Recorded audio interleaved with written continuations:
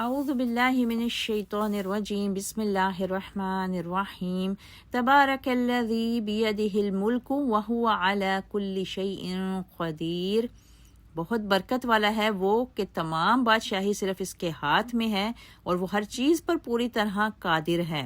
وہ جس نے موت اور زندگی کو پیدا کیا تاکہ تمہیں آزمائے کہ تم میں سے کون عمل میں زیادہ اچھا ہے، اور وہی سب پر غالب بہت بخشنے والا ہے۔ وہ جس نے 7 آسمان اوپر نیچے پیدا فرمائے، رحمان کے پیدا کیے ہوئے میں تو کوئی کمی بیشی نہیں دیکھے گا۔ پس نگاہ کو لوٹا، کیا تجھے کوئی کٹی پھٹی جگہ نظر آتی ہے؟ پھر بار بار نگاہ لوٹا، نظر ناکام ہو کر تیری طرف پلٹ آئے گی اور وہ تھکی ہوئی ہوگی۔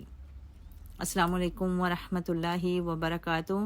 دورہ قرآن میں آج ہم 29ویں پارے کا مطالعہ کریں گے، اور 29ویں پارے کے آغاز میں سورہ ملک ہے۔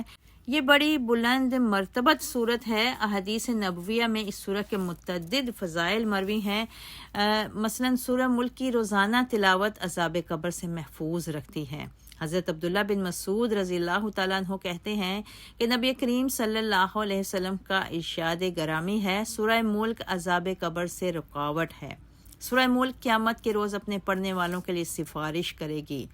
اور سنن ترمذی میں حضرت ابو ہریرہ رضی اللہ تعالیٰ عنہ کہتے ہیں کہ آپ صلی اللہ علیہ وسلم نے فرمایا، قرآن مجید میں 30 آیات کی ایک صورت ہے جو اپنے پڑھنے والے کے لیے سفارش کرے گی حتیٰ کہ اسے بخش دیا جائے گا، اور یہ صورت تبارک الذی بیدہ الملک ہے۔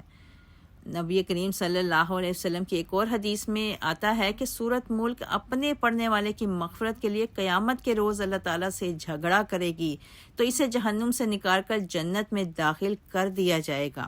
نبی کریم صلی اللہ علیہ وسلم نے ارشاد فرمایا، قرآن مجید میں ایک 30 آیات والی صورت ہے جو اپنے پڑھنے والے کی مغفرت کے لیے قیامت کے روز اللہ تعالیٰ سے جھگڑا کرے گی یہاں تک کہ اس کو جہنم سے نکال کر جنت میں داخل کر دیا جائے گا۔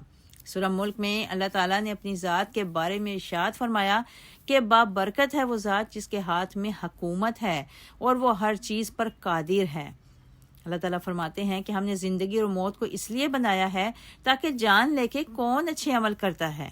اللہ تعالیٰ نے اپنی قدرت تخلیق کا ذکر کرتے ہوئے ارشاد فرمایا کہ ہم نے 7 آسمان بنائے اور اس انداز سے ان کو بنایا کہ ان کی تخلیق میں کسی بھی قسم کی کوئی کمزوری نظر نہیں آتی۔ مزید اللہ تعالیٰ نے ارشاد فرمایا کہ ہم نے آسمان دنیا کو چراغوں سے مزین کیا اور ان کے ذریعے وہ شیطانوں کو رجم بھی کرتے ہیں۔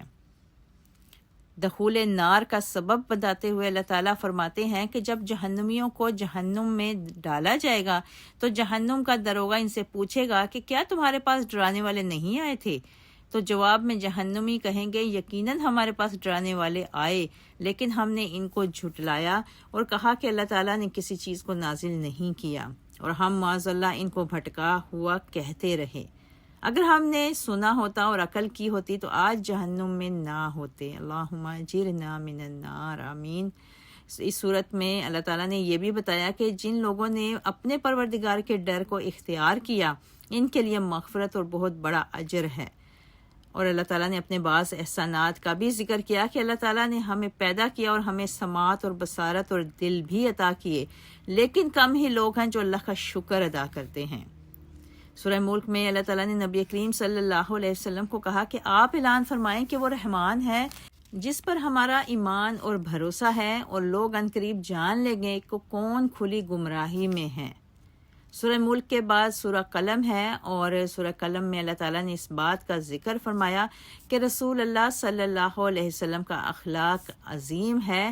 رسول اللہ صلی اللہ علیہ وسلم نے خود بھی اعلان فرمایا تھا کہ مجھے مکارم اخلاق کی تکمیل کے لیے مبعوث کیا گیا ہے۔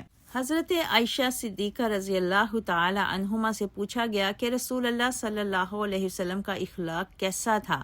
تو حضرت عائشہ رضی اللہ تعالی عنہما نے جواب دیا کہ آپ صلی اللہ علیہ وسلم کا اخلاق قرآن تھا، یعنی جو کچھ قرآن میں اللہ نے آپ پر نازل فرمایا آپ صلی اللہ علیہ وسلم ساری زندگی اسی پر عمل پیرا رہے۔ اللہ تعالیٰ نے آپ کو حیا، جرت، کردار، عدل اور انصاف جیسے اعلیٰ اوصاف سے بہراور فرمایا، اور ان اوصاف سے بہرہ مند کرنے کے بعد آپ صلی اللہ علیہ وسلم کے بارے میں ارشاد فرما دیا، وَإِنَّكَ لَعَلَىٰ خُلُقٍ عَظِيمٍ، بے شک آپ خلق عظیم کے مالک ہیں اور آپ کے اخلاق عالیہ کو رہتی دنیا تک کے لیے نمونہ بنا دیا گیا۔ سورہ قلم میں اللہ تعالیٰ نے ایک سخی اور نیک زمیندار کا بھی ذکر کیا کہ وہ اپنے باغات کی آمدنی میں سے اللہ تعالیٰ کے حق کو احسن طریقے سے ادا کیا کرتا تھا۔ جب اس کا انتقال ہوا تو اس کے بیٹوں نے اس بات کا فیصلہ کیا کہ وہ فصلوں کی کٹائی میں سے کسی غریب کو کچھ بھی ادا نہیں کریں گے۔ جب فصلوں کی کٹائی کا وقت آیا تو وہ صبح سویرے نکلے تاکہ راستے میں ان کو کوئی مسکین نہ مل جائے۔ جب وہ باغ میں پہنچے تو کیا دیکھتے ہیں کہ وہاں پر کھیت یا باغ نام کی کوئی چیز موجود نہ تھی۔ ان کو شک ہوا کہ وہ راستہ بھول گئے ہیں، لیکن اچھی طرح غور کرنے کے بعد وہ سمجھ گئے کہ وہ راستہ نہیں بھولے بلکہ ان کا باغ اجڑ چکا ہے۔ یہ واقعہ اس بات کی دلیل ہے کہ جب مال کو راہ خدا میں خرچ نہ کیا جائے تو اس مال کے ضائع ہونے کے امکانات پیدا ہو جاتے ہیں۔ اس صورت میں اللہ تعالیٰ نے یہ بھی بتایا کہ کافر رسول اللہ صلی اللہ علیہ وسلم کو بڑی بری نظر سے دیکھتے تھے۔ جب وہ قرآن کو سنتے تو نعوذ باللہ آپ کو مجنون کہتے۔ اللہ تعالیٰ نے فرمایا کہ وہ آپ صلی اللہ علیہ وسلم کو لوگوں کی نگاہوں سے گرانا چاہتے ہیں، اس لیے آپ کے بارے میں ہرزہ سرائی کرتے ہیں، حالانکہ حقیقت یہ ہے کہ یہ قرآن مجید جہانوں کے لیے نصیحت ہے۔ سورہ قلم کے بعد سورہ الحاقہ ہے اور الحاقہ سے مراد حقیقت ہے۔ اللہ تعالیٰ نے اس سورت میں قیامت کو حقیقت کے نام سے پکارا ہے اور اس حقیقی کھڑکھڑاہٹ کو جھٹلانے والوں کے انجام سے کائنات کے لوگوں کو باخبر کیا ہے کہ قوم عاد اور سمود نے قیامت کو جھٹلایا تھا۔ اللہ تعالیٰ نے قوم سمود کو ایک چیخ کے ذریعے اور قوم عاد کو تیز ہوا کے ذریعے ہلاک کر دیا تھا۔ عادیوں کو اپنی طاقت پر بڑا گھمنڈ تھا۔ اللہ تعالیٰ نے ان پر 7 راتوں اور 8 دنوں کے لیے طوفان کو مسلط کر دیا۔ طوفان نے ان کو جڑ سے اکھیڑ کر یوں پھینکا کہ وہ زمین پر یوں پڑے ہوتے نظر آتے تھے جیسے کٹے ہوئے کھجور کے تنے پڑے ہوں۔ استغفر اللہ۔ پھر اس صورت میں اللہ تعالیٰ نے نبی مکرم صلی اللہ علیہ وسلم کے بارے میں کافروں کے اقوال کو نقل کر کے ان کی تردید کی ہے۔ کافر رسول اللہ کو شاعر اور کاہن کہتے تھے، جبکہ اللہ تعالیٰ فرماتا ہے کہ جو کچھ بھی آپ پر اترا ہے پروردگار عالم نے اتارا ہے اور اس میں جھوٹ والی کوئی بات نہیں۔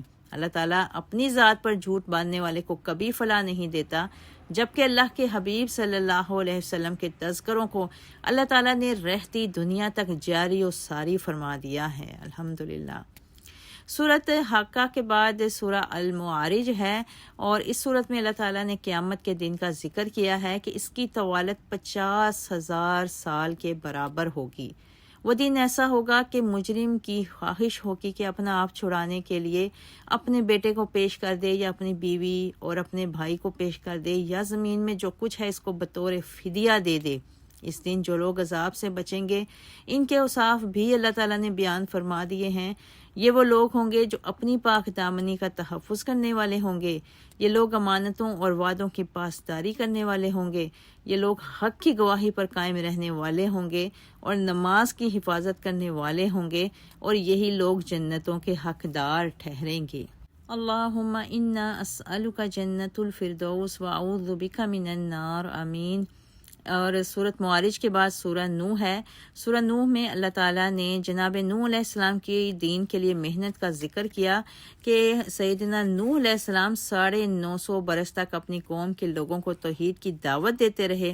انہوں نے صبح و شام پوری تندہی سے اللہ کے دین کی خدمت کی اور اپنی قوم کے لوگوں کو یہ بات سمجھائی کہ وہ پروردگار سے استغفار کیا کریں۔ تو اس کا نتیجہ یہ نکلے گا کہ اللہ تعالیٰ بارشوں کو نازل فرمائے گا اور مال اور بیٹوں میں بھی اضافہ کرے گا اور ان کے لیے نہروں کو چلا دے گا اور باغات کو آباد کر دے گا۔ مزید اس صورت میں اللہ تعالیٰ نے اس امر کا بھی ذکر کیا کہ قوم نوح کے لوگ شرک پر پوری طرح کاربند رہے اور اپنے بتوں ود، سوا، یغوث، یعوق اور نصر کو چھوڑنے پر آمادہ و تیار نہ ہوئے۔ جناب نوح علیہ السلام نے ان کے لیے بد دعا کی کہ اے پروردگار، زمین پر کسی کافر کو باقی نہ رہنے دینا۔ جناب نوح علیہ السلام کی بد دعا قبول ہوئی اور آسمان سے اترنے والی بارش اور زمین سے نکلنے والے سیلاب نے ہر چیز کو تباہ و برباد کر دیا اور صرف ایماندار لوگ سلامت رہ گئے۔ سورہ نوح کے بعد سورہ جن ہے۔ سورہ جن میں اللہ تعالیٰ نے جنات کی ایک جماعت کے قبول اسلام کا ذکر کیا کہ انہوں نے قرآن کی تلاوت کو سنا تو کہنے لگے کہ قرآن کیا خوبصورت کلام ہے جو ہدایت کی طرف رہنمائی کرتا ہے۔ بس ہم اس پر ایمان لاتے ہیں اور ہم اپنے پروردگار کے ساتھ شرک نہیں کریں گے۔ انہوں نے کہا کہ پروردگار کا مقام بہت بلند ہے، نہ اس کی کوئی بیوی ہے اور نہ کوئی بیٹا ہے، اور انہوں نے قرآن مجید کے نزول کے بعد اپنی قوم کے لوگوں کو بھی توحید کی دعوت دی، چنانچہ انسانوں کی طرح جنات کی بھی ایک جماعت اہل توحید میں شامل ہو گئی۔ سورۃ جن میں اللہ تعالیٰ نے اس امر کا بھی ذکر کیا کہ مسجدیں اللہ تعالیٰ کے لیے ہیں اور اللہ کے سوا کسی کو بھی نہیں پکارنا چاہیے۔ اس کے بعد سورۃ المزمل کا آغاز ہوتا ہے، اور سورۃ مزمل میں اللہ تعالیٰ نے نبی کریم صلی اللہ علیہ وسلم کو کہا کہ وہ پوری رات عبادت نہ کیا کریں، بلکہ نصف رات میں سے کچھ زیادہ یا کم عبادت کیا کریں، اس لیے کہ انہوں نے دن کو بھی بہت سے کام انجام دینے ہوتے ہیں، اور اللہ تعالیٰ کا نام وقفے وقفے سے لیتے رہا کریں۔ رسول اللہ صلی اللہ علیہ وسلم اللہ کی محبت کے سبب عبادت میں بہت زیادہ محو ہو گئے، تو اللہ نے پیار سے اپنے حبیب کو بتایا کہ آپ پر اپنی جان، اہل اور سماج کا بھی حق ہے۔ اس صورت میں اللہ تعالیٰ نے یہ بھی بتایا کہ قرآن جس حد تک ممکن ہو ضرور پڑھنا چاہیے۔ سورہ مزمل کے بعد سورہ مدثر ہے۔ اس صورت میں اللہ تعالیٰ نے ان لوگوں کے انجام بد کا ذکر کیا جو قرآن مجید کو غرور کی وجہ سے جھٹلاتے ہیں، ان کو جہنم کا مزہ چکھنا پڑے گا۔ اللہ تعالیٰ نے جہنم کے پہرے دار فرشتوں کی تعداد 19 بتائی، اور جہنم میں لے کر جانے والے اہم جرائم میں نماز میں کوتاہی اور مساکین کو کھانا نہ کھلانے کا بھی ذکر کیا۔ سورہ مدثر کے بعد سورہ قیامہ ہے، جس میں اللہ تعالیٰ نے قیامت کی گھڑیوں کا ذکر کیا کہ یقیناً قیامت آئے گی، اور کافر جو اللہ کے بارے میں یہ گمان کرتا ہے کہ وہ ہڈیوں کو دوبارہ کیسے بنائے گا، تو اللہ تعالیٰ فرماتے ہیں کہ ہمارے لیے انگلیوں کے پوروں کو بھی دوبارہ پیدا کرنا مشکل نہیں ہے۔ اللہ تعالیٰ فرماتے ہیں کہ انسان پوچھتا ہے کہ قیامت کب آئے گی۔ اللہ تعالیٰ اس دن کی شدت اور ہولناکی کے حوالے سے ارشاد فرماتا ہے کہ اس دن جب آنکھ پتھرا جائے گی، چاند بے نور ہو جائے گا، اور چاند اور سورج جمع کر دیے جائیں گے، اور انسان کہے گا کہاں ہے بھاگنے کی جگہ؟ ہرگز نہیں، کوئی پناہ گاہ نہیں ہوگی۔ اللہ تعالیٰ اس دن واحد ٹھکانے کے بارے میں ارشاد فرماتے ہیں کہ اس دن آپ کے پروردگار کے پاس ٹھہرنے کی جگہ ہوگی۔ اس دن انسان کو ان کے تمام اعمال کی خبر دی جائے گی جو اس نے آگے بھیجے اور جو اس نے پیچھے چھوڑے ہیں۔ اللہ تعالیٰ ارشاد فرماتے ہیں کہ انسان کو اپنے نفس کو اچھی طرح پتہ ہے، چاہے وہ عذر تراشتا رہے، یعنی وہ جان چھڑانے کے لیے تو عذر پیش کر سکتا ہے، لیکن اس کے نفس میں جو کچھ خیر و شر والی باتیں موجود ہیں اور جو اس کے اچھے اور برے اعمال ہیں، وہ ان کو اچھی طرح سے جانتا ہے۔ اس کے بعد سورہ دہر ہے۔ اللہ تعالیٰ نے اس امر کا ذکر فرمایا کہ انسان پر ایک دور ایسا تھا جب وہ کوئی قابل ذکر چیز نہیں تھا۔ اللہ تعالیٰ نے پانی کے قطرے سے اسے دیکھنے اور سننے والا بنایا، اس کو دو راہیں بھی بتلا دیں، چاہے شکر کرے یا انکار کرے۔ اللہ تعالیٰ فرماتے ہیں کہ بے شک ہم نے کافروں کے لیے زنجیریں، توق اور لپکتی ہوئی آگ کو تیار کیا ہے۔ اور اس کے بعد اللہ تعالیٰ نیکوکاروں کے بارے میں ارشاد فرماتے ہیں کہ بے شک نیک لوگ ایسے جام پئیں گے جن میں کافور ملا ہوگا، وہ چشمہ ہوگا جس سے اللہ کے نیک بندے پئیں گے، اور وہ ہمہ وقت جاری رہے گا۔ اللہ تعالیٰ اہل جنت کو اس دن کے شر سے بچا لیں گے اور انہیں چہرے کی شادابی اور راحت عطا فرما دیں گے، اور ان کے صبر کے بدلے انہیں جنت اور ریشمی لباس دیا جائے گا۔ اس جنت میں وہ اونچی مسندوں پر ٹیک لگائے بیٹھے ہوں گے، اور ان کو سورج کی تپش کا سامنا کرنا پڑے گا، نہ سردی کی تلخی کا۔ جنت کے درختوں کے سائے ان پر جھکے ہوں گے، اور اس کے پھل ان کے بالکل قریب کر دیے جائیں گے، اور ان کے سامنے چاندی کے برتنوں اور شیشے کے پیالوں کا دور چلے گا، اور وہ شیشے بھی چاندی سے بنے ہوں گے جن کو نہایت موزوں انداز میں بھرا گیا ہوگا، اور جنت میں انہیں ایک ایسا جام بھی پلایا جائے گا جس میں زنجبیل کی آمیزش ہوگی۔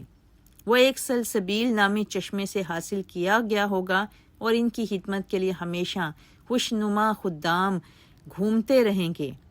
آپ جب انہیں دیکھیں گے تو انہیں بکھرے ہوئے موتیوں کی طرح سمجھیں گے، اور جدھر بھی نظر دورائیں گے نعمتیں ہی نعمتیں اور بہت بڑی بادشاہت کو پائیں گے۔ اہل جنت کی بالائی پوشاک سبز اور ریشمی کپڑے ہوں گے، اور انہیں چاندی کے کنگن پہنا دیے جائیں گے، اور ان کا رب ان کو پاکیزہ شراب پلائے گا، اور یہ سب ان کی نیکیوں کی جزا اور محنت کی قبولیت کا ثمر ہوگا۔ اللہم انا اسألک جنت الفردوس واعوذ بک من النار، آمین۔ اور سورت دہر کے بعد سورہ مرسلات ہے، اور اس سورت میں اللہ تعالیٰ نے متعدد مرتبہ قیامت کو جھٹلانے والوں کے لیے تباہی کا دن قرار دیا ہے، اور کامیابی و کامرانی کو اہل تقوی کا مقدر قرار دیا ہے۔ اللہ تعالیٰ سے دعا ہے کہ اللہ تعالیٰ ہم سب کو اہل تقوی میں شامل فرمائے، اور ہم سب کو جنت اور اس کے بالا خانے عطا فرمائے، اور جنت کی جتنی نعمتوں کا اللہ تعالیٰ نے ذکر کیا، اللہ تعالیٰ ہم سب کو وہ نعمتیں بھی عطا فرمائے۔ بے شک وہ اللہ سچا اور اس کے وعدے بھی سچے ہیں۔ اللہ تعالیٰ اس رمضان میں ہم سب کی مغفرت فرمائے، اور اللہ تعالیٰ ہم سب کے تمام مرحومین کی بھی مغفرت فرمائے، اور ہمارے بعد آنے والوں کی بھی مغفرت فرما دے۔ اللہ تعالیٰ ہم سب پہ اپنا رحم و کرم نازل فرمائے۔ اللہ تعالیٰ ہم سب کے صیام کو، قیام کو، رکوع اور سجود کو قبول و منظور فرمائے۔ ربنا تقبل منا ربنا لا تزغ قلوبنا بعد اذ هديتنا آمین یا رب العالمین۔ وآخر دعوانا ان الحمد للہ رب العالمین۔ سبحان ربک رب العزۃ عما یصفون وسلام علی المرسلین والحمد للہ رب العالمین وما علینا الا البلاغ۔